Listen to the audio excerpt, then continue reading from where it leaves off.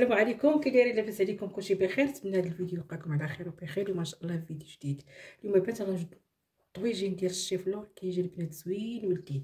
بما انها الوقيته ديالو هذه دابا نستغلو نديرو هاد الطويجه، راه كيجي زوين. عندي هنا حبه ديال البصله مشلوضه رقيقه، ها هي، وعندي جوج سنينات ديال الثومه غادي ندير عليهم نص كاس صغير مخلط ما بين زيت البلديه وزيت الروميه. ما كاين زيت البلديه ديروا زيت الروميه. وغادي ندير الملحه كتبقى على حسب الذوق، وغادي نرد هاد البصله تشحر لي. بعد ما تشحر لي ونكملوا المراحل ديالنا. ها هي البنات عطات لي ديك البصله غير واحد شويه، عطات لي هي والثومه والملحه والزيت. هنا غادي نزيد قطع ديال الصدر ديال الدجاج مقطعين هكا مربعات. كيجي فيه زوين بهاد الطريقه، وكيجي مغاير شويه. كنقدموه مع البيض، كنقدموه على شكل مرقه، كنقدموه مقلي. المهم الشيف لور فيه بزاف ديال الطرق وكيجي زوين وكيجي لذيذ. دابا غادي نديرو العطريه ديالنا، نديرو نص معلقه ديال التحميره او الشاونيه،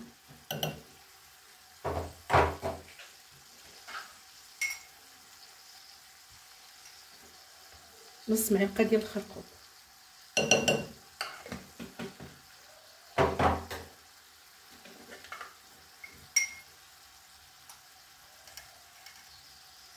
نص معلقه ديال السكينجبير،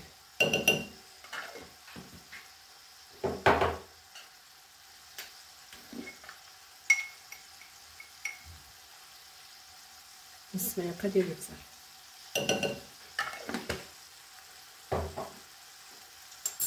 هانتوما البنات في العطريه عندنا الشاونيه او التحميره، عندنا السكينجبير، عندنا البزار، عندنا الخرقوم.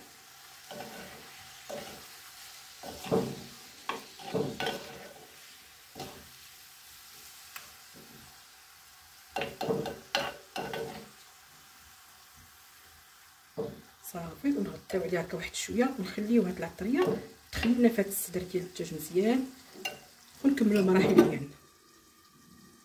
دابا تحمروا لنا هاد الطريفات ديال الصدر ديال الدجاج، هانتوما دخلت فيهم ديك العطريه. غادي نزيدو لهم جوج حبات ديال المطيشه محكوكين ومعلقه ديال مطيشه الحك. عندي مطيشه الحك عندي في المجمد. هاد مطيشه الحك كتجيب لنا المرقه ديالو خاطره وزوينه. وعندي هنا تمن واحد جوج معالق ديال القزبور مدموس مخلطين.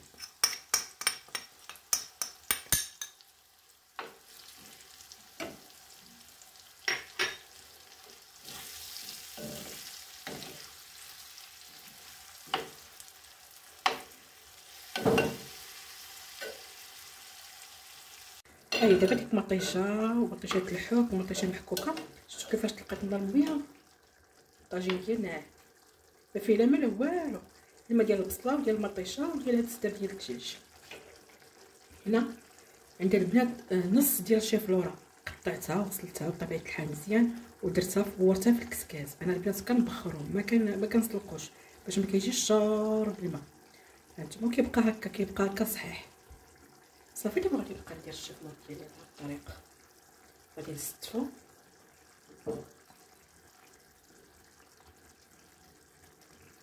البنات. راه عندي الشيف لور بالبيض في القناه زوين وجربوه بزاف الاخوات وجاهم زوين كيشكروا فيه.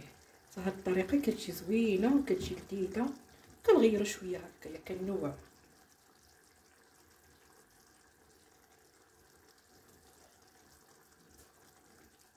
من الاحسن انكم تخليوه وريضات هكايا كبار، كيجي زوين باش ما كيجيش مفرتت.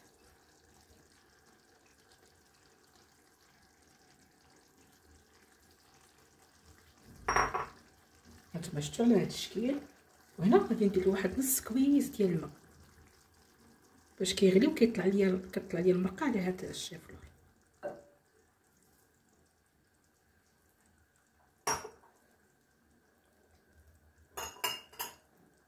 نتوما شفتوا على هاد الطريقه.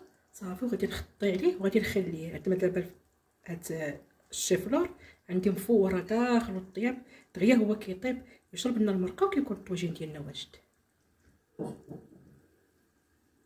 انا البنات هانتوما ها الشفرون ديالنا شفتوا كيفاش بدا كيغلي، بدات كتدخلوا ديك المرقه جا طايب طايب بحال شي زبده. دابا غادي نزينوه بهاد الفلفله حاره عندي محموضه، هذا البنات راه حاره، وغادي ندير له شويه ديال الزيتون. المهم الزيت كيبقى على حسب كل وحده تقدمو كيف ما بغات.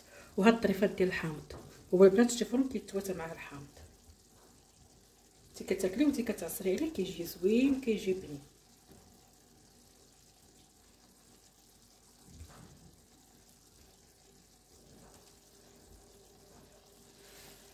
صافي البنات دابا نطلقوا في الشكل النهائي ديال الطوجين ديالنا. هانتوما البنات الشكل النهائي ديال الطوجين ديالنا. جاوبكم كيفاش كيجي مهزل وكيجي لذيذ، كنتمنى تجربوه بهذه الطريقه وبصحتكم وراحتكم.